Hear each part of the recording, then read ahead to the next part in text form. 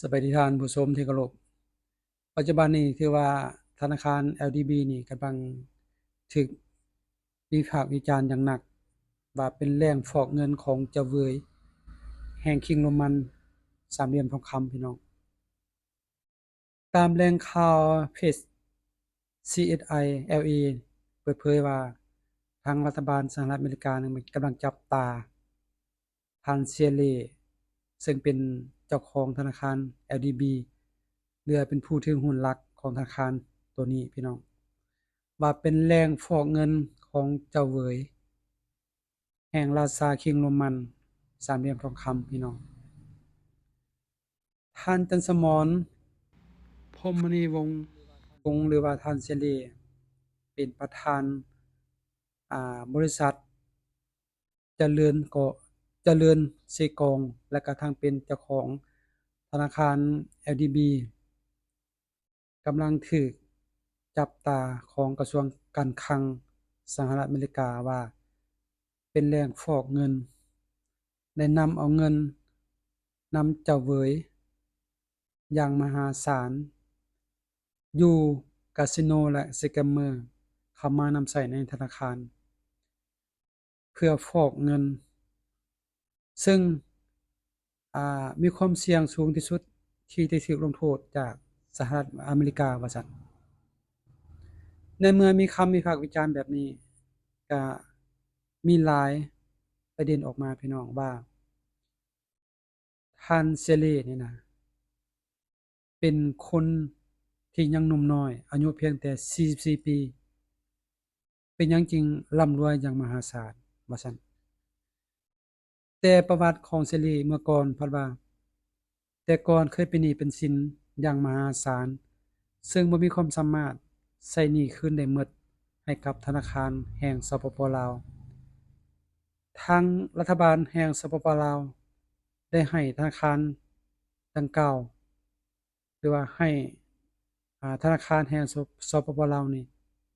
รีบเร่งทวงคืนใช้มาตรการทวงหนี้สินจากท่านเสรีให้ได้แต่ว่าอยู่ๆท่านเสรีไปเฮ็ดหยังมาจึงมีเงินมหาศาลสามารถถือหุ้นหรือว่าเป็นเจ้าของ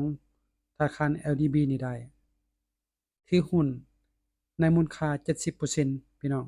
ของมูลค่าทั้งหมดฉะนั้นจึงเป็นการถูกจับตา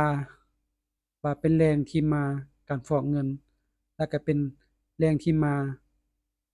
ของเงินท่านเบยว่าซั่นที่มานำใช้ในธนาคารเพื่อฟอกเงินหลายคนได้เห็นคำวิพากษ์วิจารณ์ดังกล่าวออกมาคอมเมนต์แล้วก็ออกมาวิพากษ์วิจารณ์เฮ็ดให้ธนาคาร LDB นี่เสียหายอย่างหนักพี่น้องทั้งๆที่บ่ทันรู้ต้นปลายสาเหตุและก็คำวิพากษ์วิจารณ์นั้นมีความจริงหรือบ่มื้อนี้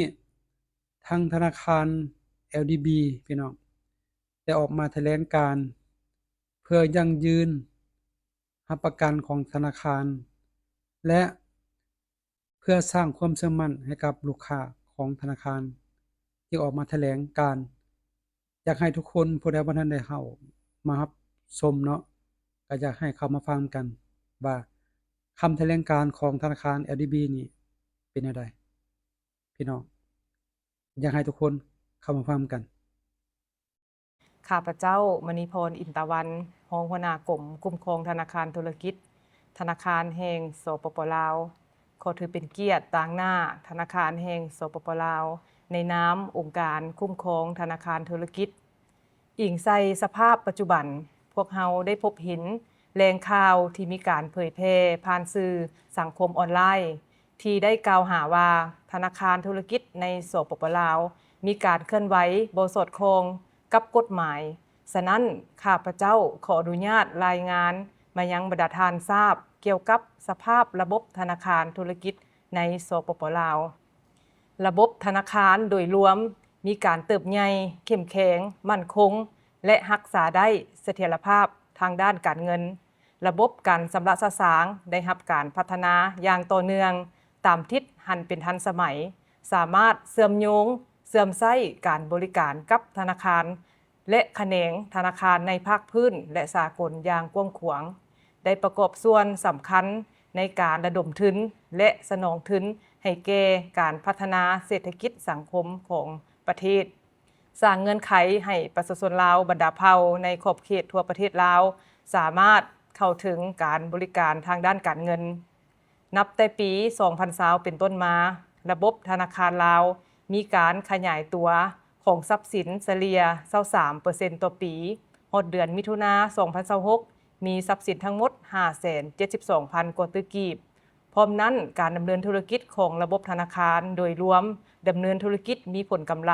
และมีประสิทธิผลสมควรแสดงออกอัตราส่วนกำไรสุทธิต่อทรัพย์สินเฉลี่ยทั่วระบบอยู่ในระดับ 1.64% อัตราส่วนกำไรสุทธิต่อทุนเฉลี่ยทั่วระบบอยู่ในระดับ 18% บนพื้นฐานการดำเนินธุรกิจที่มีประสิทธิผลได้เฮ็ดให้ระบบธนาคารโดยภาพรวมแม้นมีความมั่นคงแสดงออกอัตราส่วนความเพียงพอของทุนเฉลี่ยทั่วระบบอยู่ในระดับ 17% ต่อกับข้อมูลและรูปภาพที่เผยแพร่ผ่านสื่อสังคมออนไลน์ที่เกี่ยวข้องกับ LDB แม่นธนาคารแห่งสปป.ลาวก็ได้รับรู้ติดตามประสานสมทบกับภาคส่วนเกี่ยวข้องและแต่งตั้งคณะรับผิดชอบแก้ไขแต่หัวที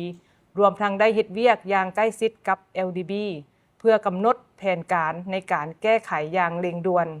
ถึงอย่างไรก็ตามเพื่อสร้างความรับรู้และเข้าใจที่จะแจ้งให้แก่พ่อแม่ประชาชนบุคคลนิติบุคคลและการจัดตั้งทางภายในและต่างประเทศ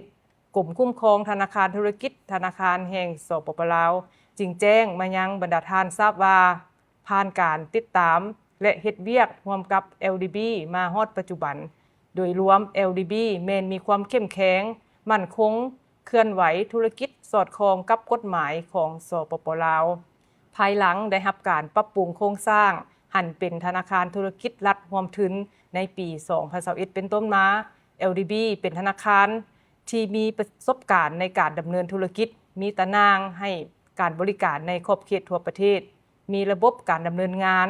การบริการที่ทันสมัยมีการพัฒนาและดำเนินธุรกิจมีผลกำไรอย่างต่อเนื่อง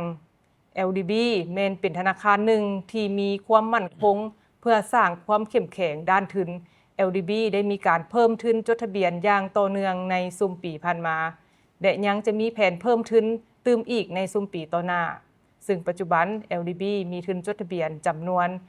1,200 ตื้อกีบด้านการดำเนินธุรกิจก็มีประสิทธิผลและมีผลกำไรแสดงออกอัตราส่วนกำไรสุทธิต่อทรัพย์สินอยู่ในระดับ 1.56% และอัตราส่วนกำไรสุทธิต่อทุนอยู่ในระดับ 28% ด้านการคุ้มครองสินเชื่อก็มีประสิทธิภาพสูงแสดงออกอัตราส่วนหนี้บ่เกิดดอกออกผลอยู่ในระดับ 0.01% ด้านสภาพคล่อง LDB ก็มีระบบคุ้มครองที่ทันสมัยสามารถรักษาสภาพคล่องเพื่อรองรับการชำระสะสางและพันธะต่างๆให้แก่ลูกค้าและคู่ร่วมธุรกิจของตนพร้อมกันนั้นเพื่อรับประกันความโปร่งใสในการดำเนินธุรกิจ LDB ก็ได้รับการตรวจสอบจากบริษัทตรวจสอบภายนอกที่มีชื่อเสียงระดับสากลในแต่ละปีตามมาตรฐานสากลเคียงคู่กันนั้นธนาคารแห่งสปป.ลาวก็ได้มีการติดตามกวดกาคุ้มครองการเคลื่อนไหวธุรกิจของ LDB อย่างเป็นระบบต่อเนื่องด้านเวียกงานต้านการฟอกเงิน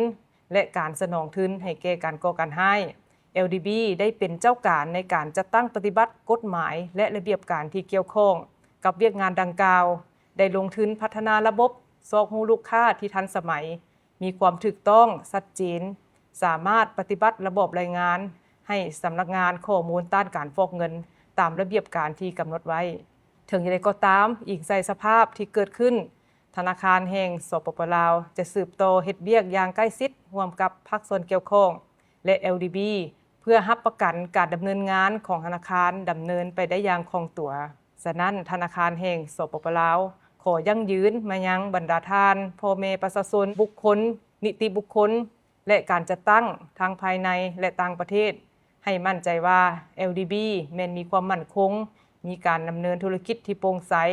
สอดคล้องกับระเบียบกฎหมายที่เกี่ยวข้องของสปป.ลาวและระเบียบการที่ธนาคารแห่งสปป.ลาววางออก ขอให้บรรดาท่านอุ่นใจและมีความมั่นใจในการใช้บริการของทุกธนาคารอยู่สปป.ลาวรวมทั้ง LDB ที่อยู่ภายใต้การคุ้มครองของธนาคารแห่งสปป.ลาวสุดท้ายนี้เพื่อให้ปัญหาดังกล่าวมีความกระจ่างแจ้งและชัดเจนต่อกับพ่อแม่ประชาชนบุคคลนิติบุคคลและการจัดตั้งทั้งภายในและต่างประเทศขอมอบให้ผู้อำนวยการ LDB มีคำเห็นเพิ่มเติมขอแสดงความขอบใจนำท่านรองหัวหน้ากรมคุ้มครองธนาคารธุรกิจธนาคารแห่งสปป.ลาวเรียนกระนำภาครัฐองค์การจัดตั้งภายในและต่างประเทศพ่อแม่ประชาชนนักธุรกิจชาวค้าขายในขอบเขตทั่วประเทศที่เคารพและนับถือข้าพเจ้าฟองสมุทรดวงใจผู้อำนวยการธนาคารพัฒนาลาวจำกัดต่างหน้าให้คณะกรรมการบริหารงานขอแจ้งให้บรรดาท่านทราบทั่วถึงกันว่า LDB ถูกสร้างตั้งขึ้นในปี 2003 และดำเนินธุรกิจมาเป็นเวลา23 ปีโดยมีโครงสร้างผู้ถือหุ้นคือรัฐบาลแห่งสปป.ลาวถือหุ้น 30% และภาคเอกชนถือหุ้น 70% ในระยะผ่านมา LDB ได้พบเห็นแหล่งข่าวที่มีการเผยแพร่ข้อมูลผ่านสื่อสังคมออนไลน์ที่กล่าวหา LDB มีการเคลื่อนไหวบ่สอดคล้องต่อกับระเบียบและกฎหมายของสปป.ลาวต่อกับประเด็นดังกล่าวข้าพเจ้าขออนุญาตชี้แจงดังนี้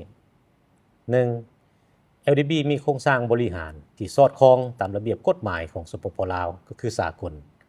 โดยประกอบมีขั้นของสภาบริหารขั้นของคณะกรรมการบริหารงาน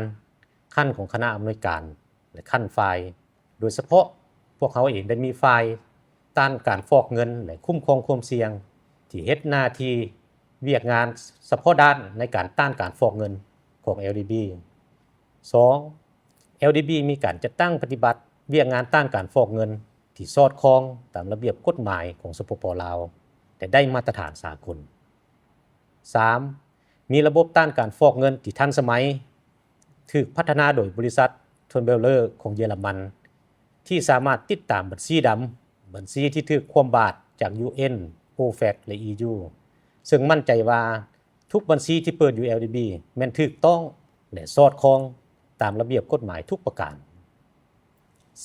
4. มีการจัดตั้งปฏิบัติเวียกงานต้านการฟอกเงินที่เป็นอิสระมีกลไกการประสานงานและการรายงานอย่างใกล้ชิดกับสำนักงานข้อมูลต้านการฟอกเงินหรือสตฟงของสปป.ลาวอย่างเป็นปกติและมีการกวดกาอย่างเป็นอิสระและเป็นประจำทุกปี 5. มีการสอบฮู้ลูกค้า